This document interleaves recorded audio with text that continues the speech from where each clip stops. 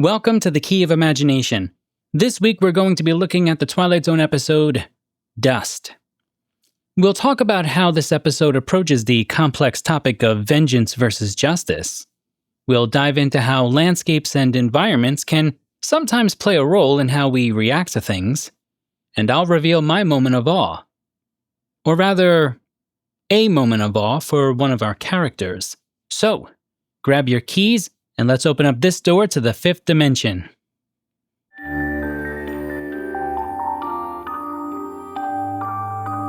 You unlock this door with the key of imagination. A young man named Luis sits in a jail cell, waiting for his public execution. What for? A reckless night of desperation and inebriation, leading to the unnecessary death of a little girl. As one father walks through the town with his child no more, another desperately attempts to save his own. The very same young man who sits in the jail cell. Luis's last hope? A merchant, a peddler of all matters of false hopes, named Sykes. The man who, incidentally, sold the rope that will be used on this day, now promising that he can save Luis with magic dust that will turn hatred to love. Luis's father gathers all of the money from his friends and neighbors and purchases this magic dust, which is little more than the dry dirt of the ground. As Luis's father hurls the dirt through the air at the people who are waiting for the scaffold to give way, a horrible sound can be heard, the crash of the false platform falling through. But when Luis's father turns around, he sees his son safely sitting on the ground, and a brand new rope, frayed to pieces, swinging in the wind. When the sheriff asks the parents of the little girl how they would like to proceed, the mother intercedes and says that enough is enough. There's a part of this young man that is already dead. The husband sets the rest of the town straight that this matter has been settled, perhaps by a power much greater than them. And so Luis will go home today. As for Sykes, the man who sold the rope and the magic dust, he drops his money on the ground and leaves it for better purposes. Some hungry children. Dust is directed by Douglas Hayes. The teleplay is written by Rod Serling. And as for our cast, we have quite a group.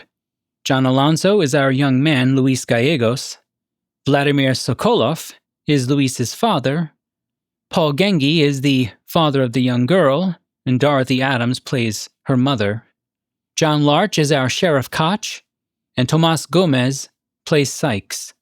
And just to round this out a bit, you have Douglas Hayes Jr., who plays a young farm boy, and Andrea Margolis is Luis's sister, Estrelita. The episode first aired on January 6th, 1961. I have a wonderfully fascinating tidbit from our friend Martin Grams Jr.'s Unlocking the Door. When a columnist asked actor Tomas Gomez about what it was like to repeatedly play bad guys, this was his response.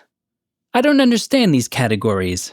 I just call myself a leading man and let it go at that. If you ask me what I like best, I would say a comedy part with some rascality, warmth, and dimension, and parts where Latin people are presented with sympathy, or at least with humanity." What a great quotation. It's not about bad or good. It's about representing what is human. Absolutely wonderful. Question 1. How does this episode approach the topic of vengeance versus justice, and what do we take away from it? "Dearly beloved, avenge not yourselves, but rather give place unto wrath. For it is written, Vengeance is mine, I will repay, saith the Lord." Now, why begin this question with this biblical verse? It actually exposes something interesting about the topic. First, it's an acknowledgement that there is a part of us that likes both the seeking of revenge and how it has an effect of slaking our thirst for comeuppance. Otherwise, there would be no need to make such a statement. Number 2, it introduces a more complicated aspect of the conversation. how yearning for revenge or vengeance affects those who are seeking it in potentially negative and/or destructive ways. And I think we somewhat know this intuitively, right? Think about our media for a second. One of the most successful film franchises of the past decade is the John Wick storyline. And why did people want to see this first movie when it came out? Well, the word of mouth was that it was a movie about a guy who is seeking revenge for the death of his dog. Completely understandable. Now, when you watch the movie, of course, you realize that there's more to it than that. But that word of mouth story made a lot of people want to see it. And we root for him. We root for John Wick to get everyone, and we accept what he has to become, the Baba Yaga, the boogeyman, in order to accomplish his mission of total destruction. Now, I'll bring up another example of a great movie with this theme as well, but one that differentiates itself by explicitly saying it's not about revenge, and that's Tombstone. I'm of course referring to the fun cowboy flick from 1993 starring Kurt Russell, Val Kilmer, Bill Paxton, a whole host of great stars.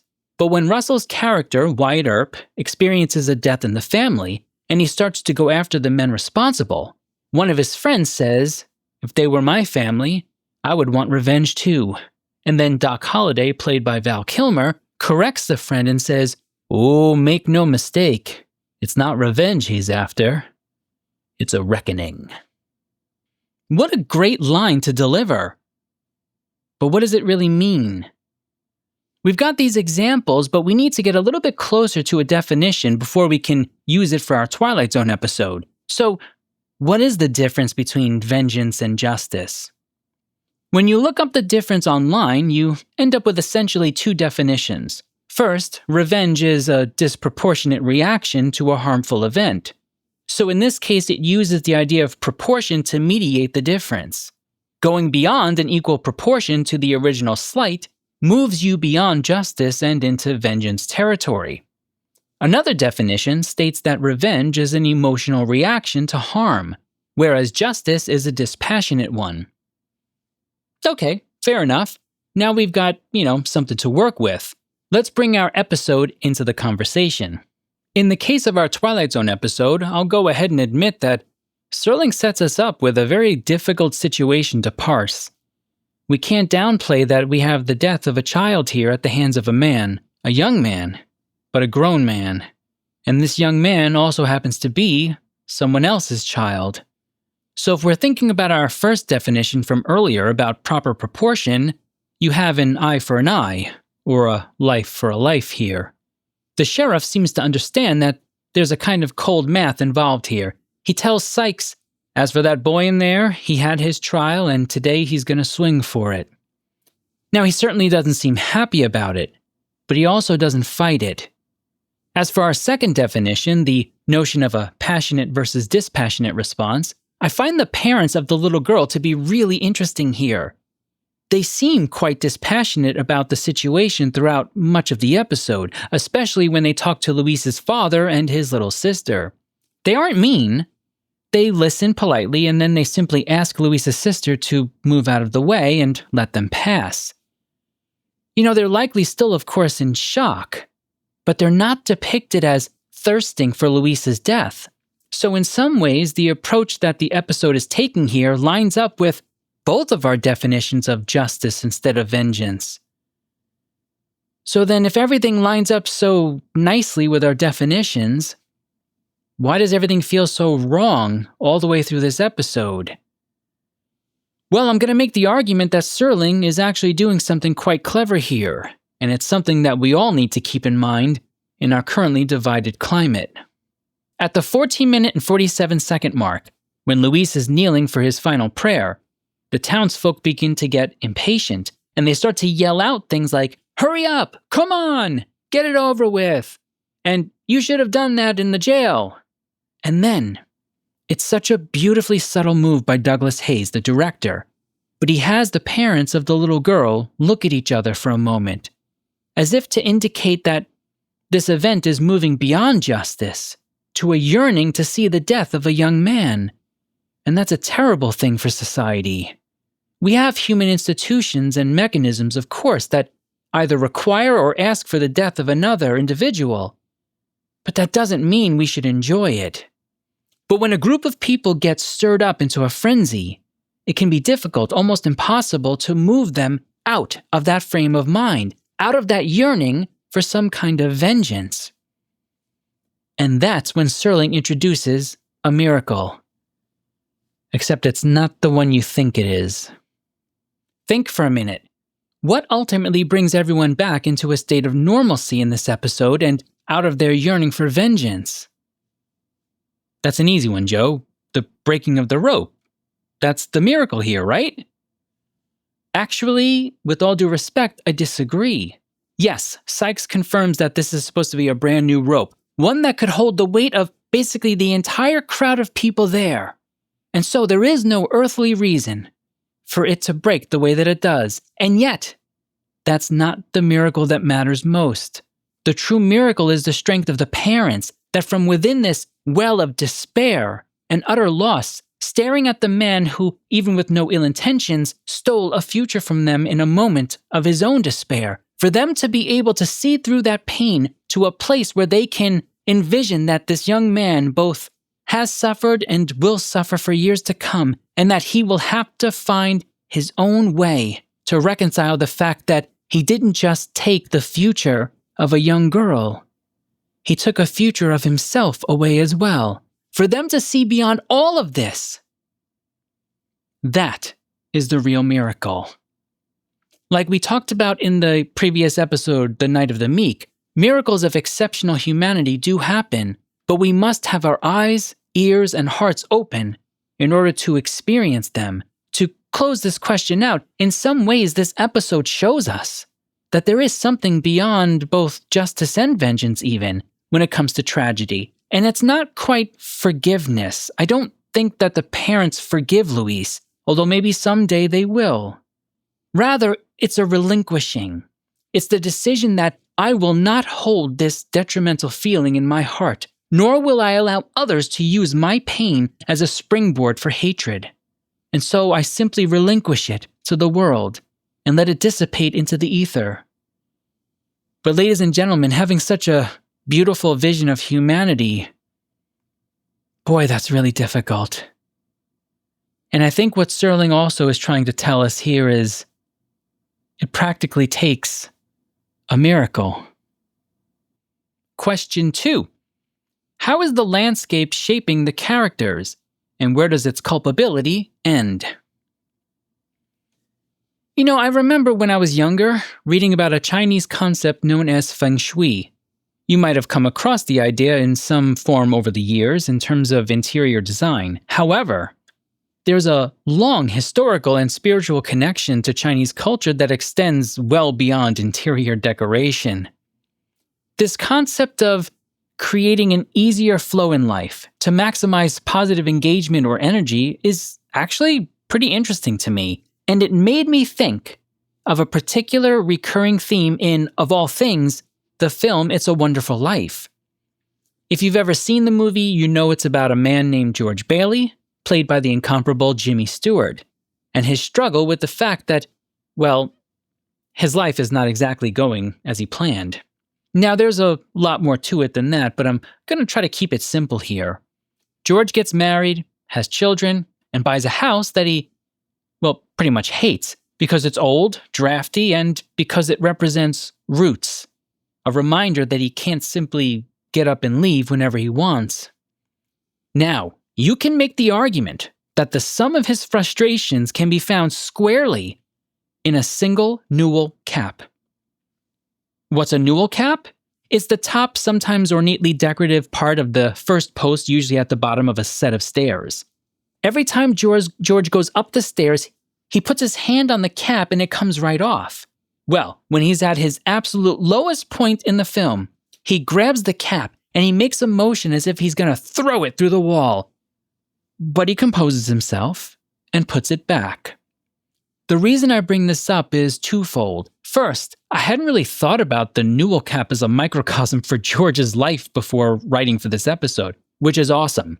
Secondly, it made me think about the small, largely decorative item, this stupid cap, and how it can have such power over someone's emotional state.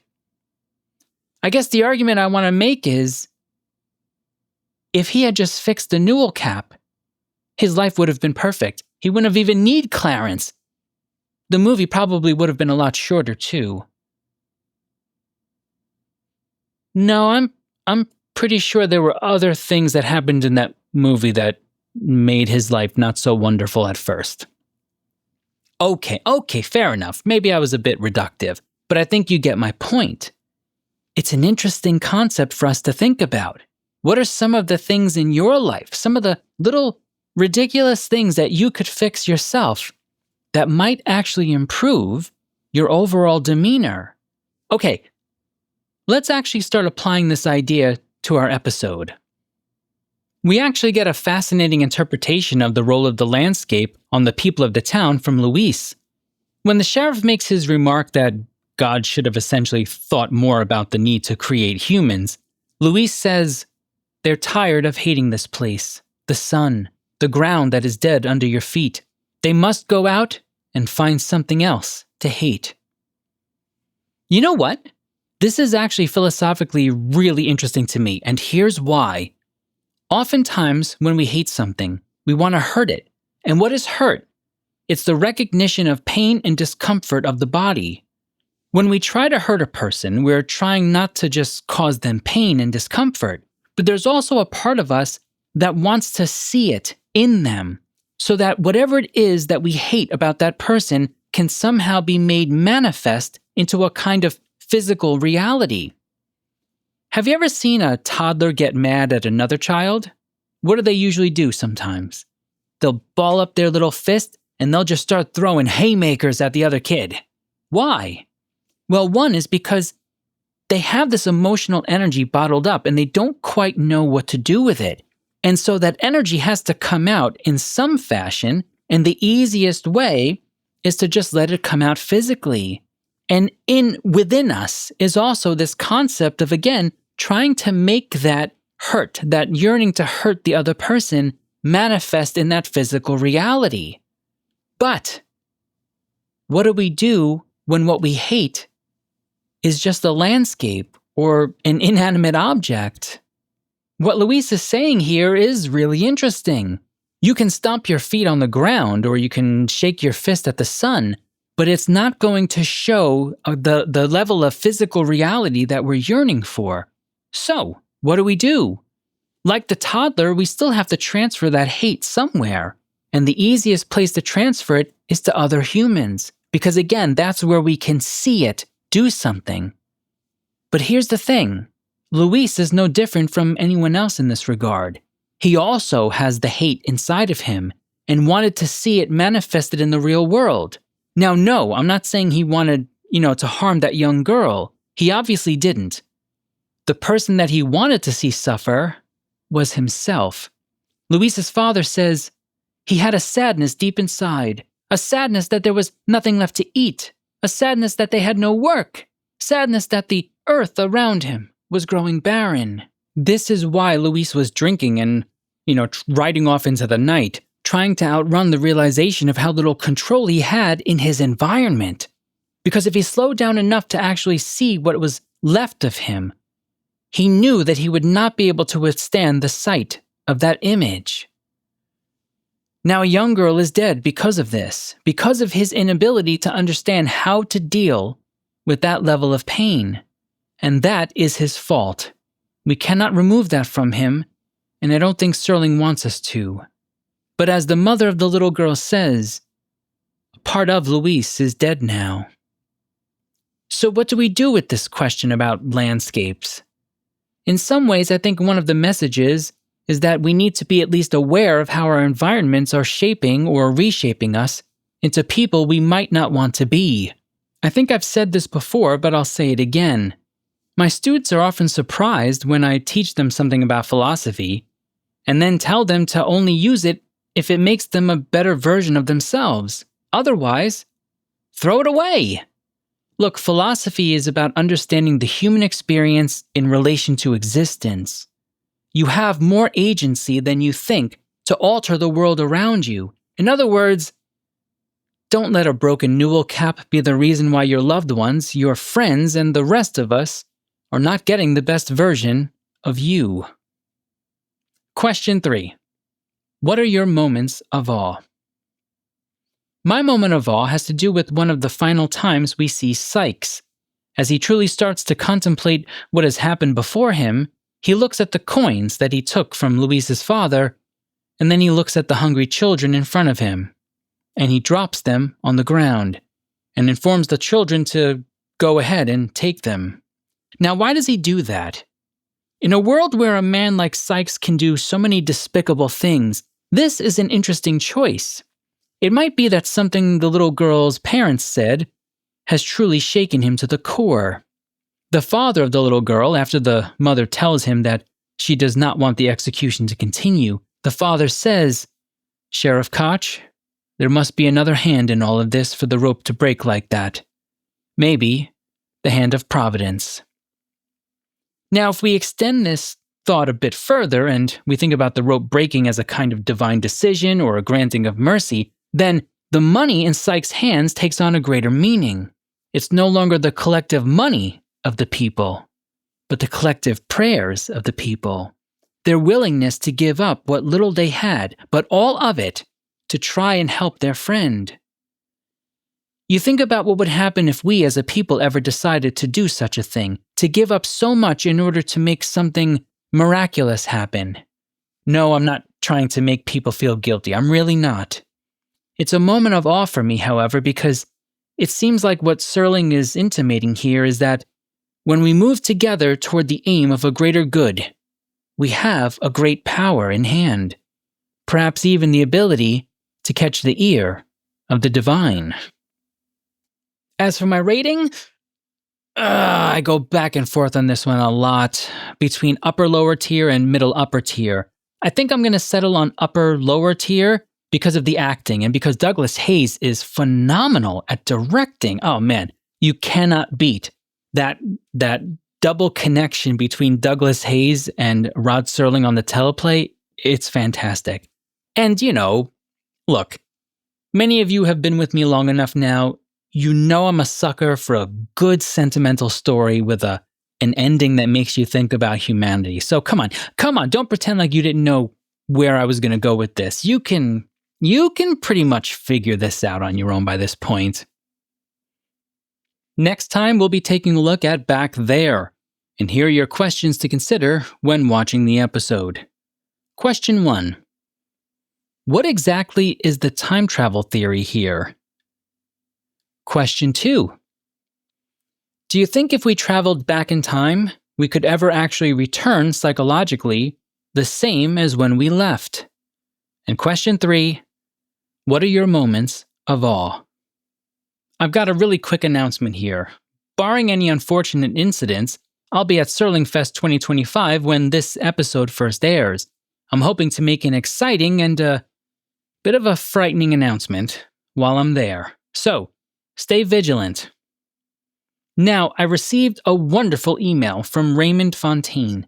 He writes, "Hi Joe, just wanted to say that your podcast is enjoyable, and I appreciate that you keep it clean and family friendly. I enjoy yours because you deep dive into each one and don't get too carried away with the tiny details, which can make it drag on. I would not mind at all if you share this on the podcast. However, even if you do none of that, and you absolutely hated this feedback, I'd still like to thank you for spending some time reading this. Keep up the good work." Raymond, thank you for this. As I mentioned to you in my response, my niece and nephew were 12 and 14 when I started the show, and I wanted them to be able to watch it. The themes of the Twilight Zone episodes themselves can be quite mature, like the one we're talking about today. But I do think that they can be watched by kids who are 12 plus. It seems to me like so much of the shows and movies today are created for either infants or toddlers or 25 plus year olds. We're losing a little bit of that young adult space for them to be able to start processing that the world is not always wonderful and fair. But we as a species persist, and we have the ability to find our way to hope eventually. And yes, I did laugh out loud at my own words being thrown back at me. Well done. If you enjoyed the show and want to support our journey through the Twilight Zone, consider subscribing, liking, and sharing the show with a friend. And if you would like to share your thoughts on the Twilight Zone or the KOI episode, leave a comment.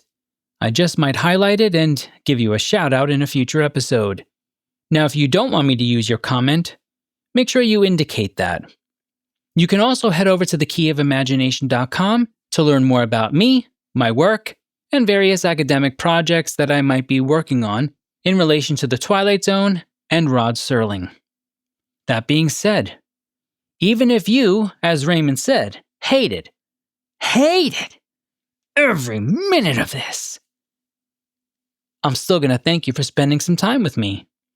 Until next time, remember, all doors are open to those who possess the key of imagination. Even you, Raymond.